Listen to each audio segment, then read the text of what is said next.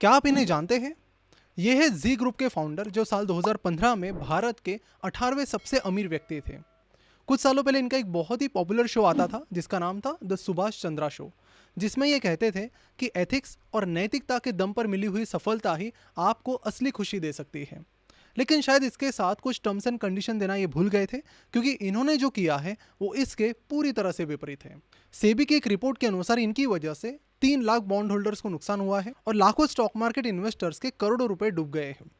तो आज हम सुभाष चंद्रा गोयनका पर जो फ्रॉड के आरोप है उसके बारे में डिटेल में बात करने वाले हैं, और साथ ही हम ये भी समझेंगे कि कितने स्मार्टली उन्होंने ये हरकतें की है। और इस पूरी चीज़ को समझना आपके लिए इसलिए इंपॉर्टेंट है कि ये सीख आपको फ्यूचर में काफ़ी सारे लॉसेस से बचा सकती है। नमस्कार, मैं प्रसाद आपका आज के इस वीडियो में स्वागत करता हूँ। 2013 से लेकर 2018 ये पीरियड जील यानी जी एंटरटेनमेंट एंटरप्राइजेस लिमिटेड के लिए गोल्डन पीरियड था, क्योंकि इस बीच कंपनी की शेयर प्राइस 200 रुपये से 600 रुपये पर चली गई, यानी कंपाउंडेड सालाना 24% का रिटर्न। अब इतने अच्छे रिटर्न्स देखकर कई सारे इन्वेस्टर्स कंपनी की तरफ अट्रैक्ट हो रहे थे। तभी कंपनी के जो सीईओ थे, उस टाइम कंपनी के सीईओ सुभाष चंद्र गोयनका के बेटे यानी पुनीत गोयनका थे, और इसी गोल्डन पीरियड में उन्हें 2014 में मिलता है impact person of the year का अवार्ड। 2016 में बिजनेस टुडे ने उन्हें बेस्ट सीईओ अवार्ड से सम्मानित किया, और इकोनॉमिक टाइम्स ने उन्हें 40 अंडर 40 हॉटेस्ट बिजनेस लीडर का अवार्ड दिया। यानी कि एक तरफ कंपनी की स्ट्रांग ग्रोथ हो रही है, वहीं पर कंपनी के मैनेजमेंट के बारे में भी सारी जगह पॉजिटिव चर्चाएं हो रही है, और इन्हीं सारी चीज़ों को देखकर काफ़ी सारे लोग इस स्टॉक को खरीदने लगे। लेकिन फिर 2019 में कुछ ऐसी चीज़ें हुई जिससे इन्वेस्टर्स की वेल्थ डिस्ट्रॉय हो गई, लोगों के पैसे डूब गए। तो चलिए इस कहानी को शुरुआत से समझते हैं। सुभाष चंद्र गोयनका का जन्म एक साधारण फैमिली में हुआ। शुरुआत में इन्होंने चावल की ट्रेडिंग की, और उसके बाद इन्होंने एक पैकेजिंग का बिजनेस शुरू किया जिसका नाम इन्होंने रखा एसएल पैकेजिंग। बाद में जब ये यूएस गए थे तो वहाँ पर डिज्नीलैंड से इंस्पायर होकर इन्होंने इंडिया में अम्यूजमेंट पार्क लाने की आइडिया लाई, और उसे एग्जीक्यूट भी किया, और इस तरह इंडिया को मिला अपना पहला अम्यूजमेंट पार्क जिसका नाम था एसएल वर्ल्ड, जो कि मुंबई में शुरू हुआ था। इन दो बिजनेसेस के बाद इन्होंने एंट्री की सैटेलाइट टीवी में।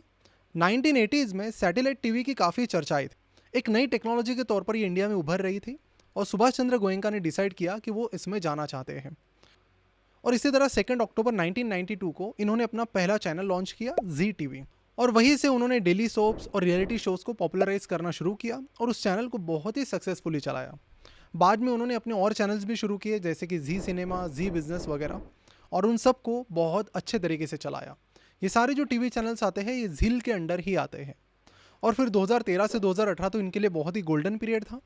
लेकिन 2019 में जो हुआ उसके बारे में इन्वेस्टर्स ने कभी सपने भी नहीं सोचा था। 2019 में कंपनी के 2 इंडिपेंडेंट डायरेक्टर्स सुनील कुमार और निहारिका वोरा ने अचानक से अपना रिजाइन डाल दिया।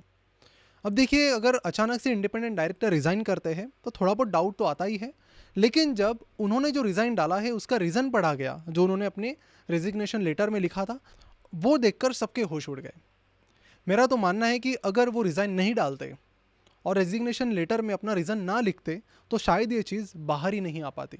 उस लेटर में ये लिखा गया था कि कंपनी के प्रोमोटर्स यानी सुभाष चंद्र गोयनका और उनके बेटे पुनीत गोयनका ने अपने ज़ाती फ़ायदे के लिए कंपनी के फंड्स का इस्तेमाल किया है। और फिर इसके बाद शुरू हुई सेबी की इंक्वायरी, ये चेक करने के लिए कि ये जो आरोप लगाए हैं ये कहाँ तक सही है। और जब सेबी ने इस पर इन्वेस्टिगेशन किया तो सामने आया एक बहुत ही कॉम्प्लेक्स तरीका पैसा डाइवर्ट करने का, जिसे सुनकर आप भी हैरान रह जाएंगे। देखिए, सुभाष चंद्र गोयनका की एक कंपनी है जिल, जो कि पब्लिक कंपनी है, और इसके अलावा इनकी लगभग 7 कंपनीज हैं जो पब्लिक नहीं है, प्राइवेट कंपनीज है। अब पब्लिक कंपनी में क्या होता है कि जो कंपनी की शेयर होल्डिंग है वो प्रमोटर्स के साथ साथ कंपनी के जो पब्लिक इन्वेस्टर्स हैं, आम इन्वेस्टर्स आप जैसे मेरे जैसे, उनके पास भी होती है। तो यानी कि अगर आपको कोई बड़ी डिसीजन लेनी है तो आपको बोर्ड से अप्रूवल लेना होता है, क्योंकि आम आदमी भी यहाँ पर इन्वेस्टर्स हैं। लेकिन जो आपकी प्राइवेट कंपनीज है, मान लीजिए कि वहाँ पर सारी शेयर होल्डिंग आपकी है, तो फिर आपको किसी से पूछने की ज़रूरत नहीं है, आप अपने डिसीजन ले सकते हो। अब देखिए, सेबी रिपोर्ट के अनुसार सुभाष चंद्र गोयनका ने ये सारी चीज़ें कैसे की, ये एक बहुत ही कॉम्प्लेक्स तरीका है। इसे हम 3D की मदद से आसान भाषा में समझते हैं।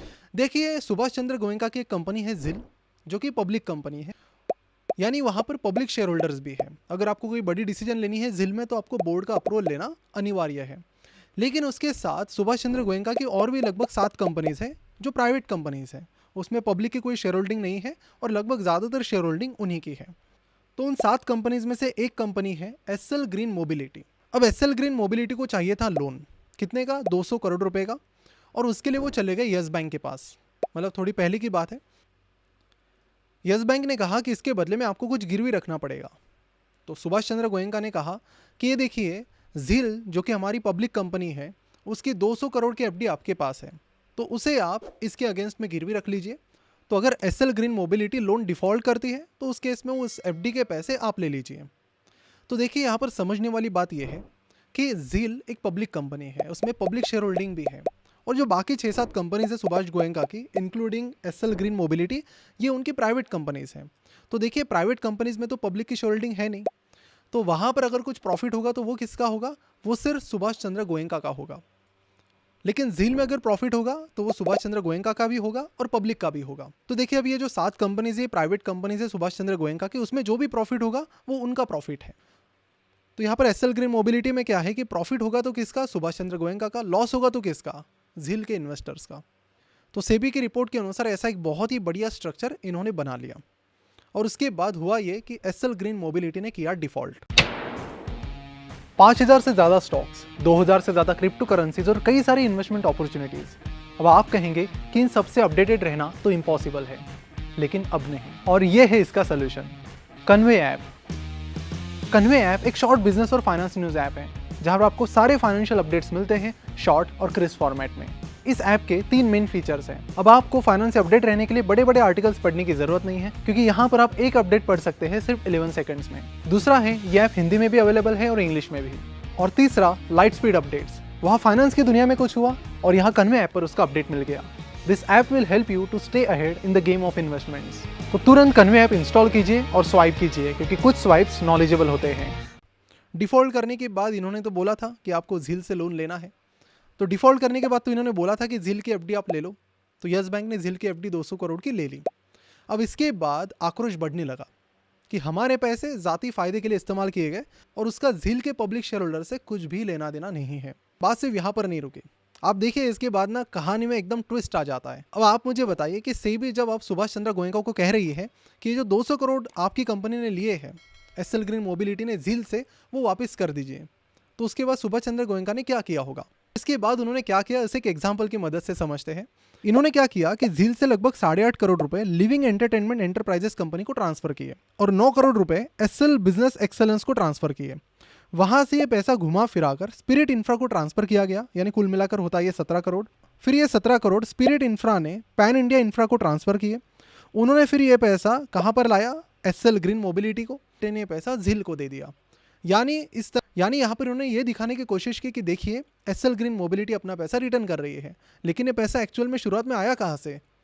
या आया झील से ही और वापस गया भी झील के पास, यानी उन्हीं का पैसा उन्हीं के पास चला गया। और ये दिखाया कि एसएल ग्रीन मोबिलिटी अपना पैसा चुका रही है। इस तरह से ये दिखाया गया कि चलिए, एसएल ग्रीन मोबिलिटी झील को उनके पैसे वापस कर रही है।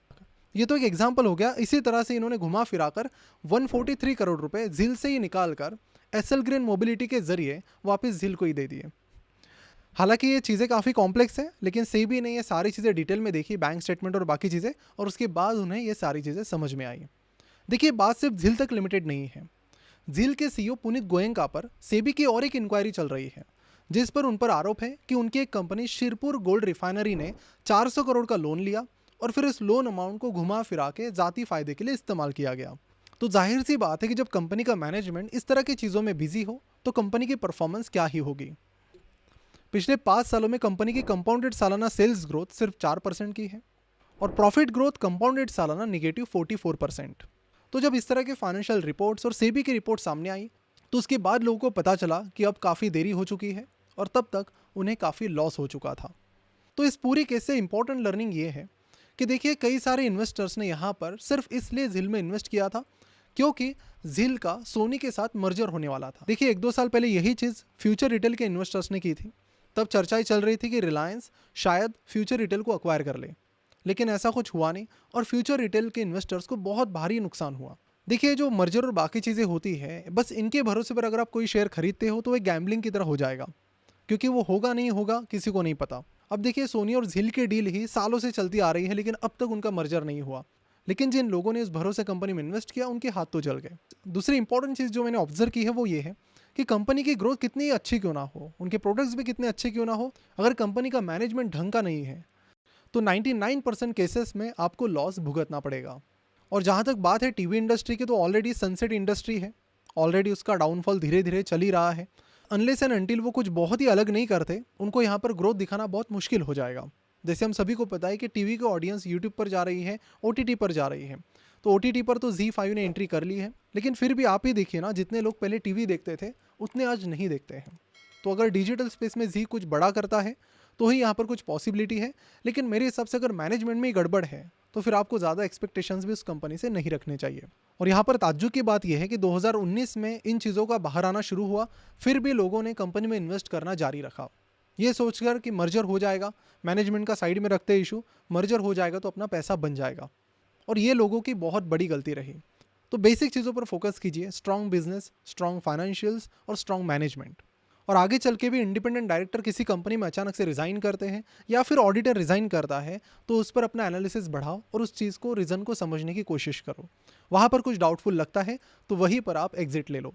तो इस वीडियो को ज़्यादा से ज़्यादा दोस्तों तक भी ज़रूर पहुँचाएं। मिलते हैं अगले वीडियो में। Thank you so much for watching this video.